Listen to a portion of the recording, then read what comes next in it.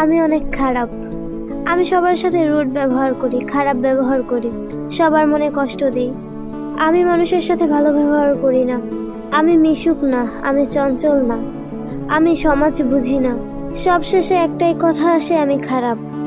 কিন্তু আমি যে কেন খারাপ হলাম সেটার কেউ দেখলো না, কেউ শুনতেও চাইলো না। প্রতিটি মানুষের জীবনে যে একটা গল্প থাকে সেটা কেউ শুনতে চাইলো না। শুধু সবাই দেখলো আমি খারাপ, আমি ভালো না। আপনি আমার গল্পটা পড়লে বুঝতেন কেন আমি খারাপ। ধৈর্যশীল মানুষের যখন ধৈর্যের বাঁধ ভেঙে যায় তখন তার থেকে খারাপ এ পৃথিবীতে কেউ হয় না। আমিও সেরকম একজন মানুষ।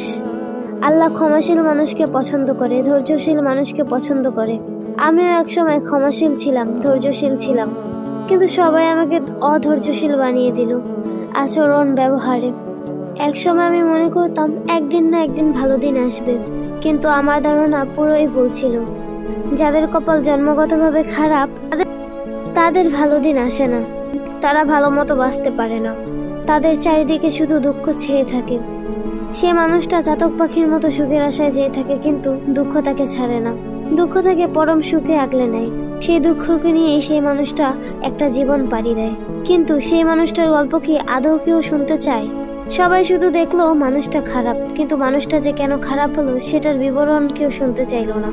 কেউ বললো না, তোমার জীবনে হয়তো বা কোনো গল্প আছে, তুমি আমাকে একটু বলো, আমি শুনি। তুমি তো আর এমনি এমনি খারাপ হও নাই, তুমিও তো একসময় ভালো ছিলা।